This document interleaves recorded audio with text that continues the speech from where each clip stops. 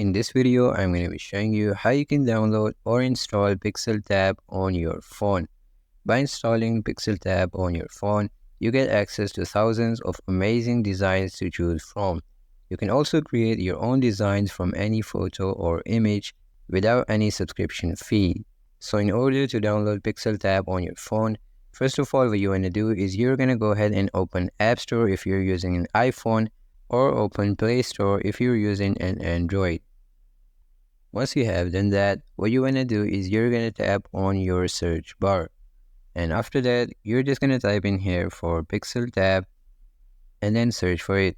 After that, you should be able to see here pixeltap with this fish type of logo. So you're going to tap on that. Once you're here, you will be able to see here some more information about pixeltap.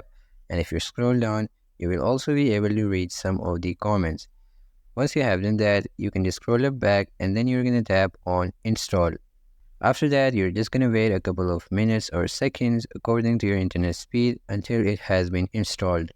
And once it's done, you can just tap and play to start using your app.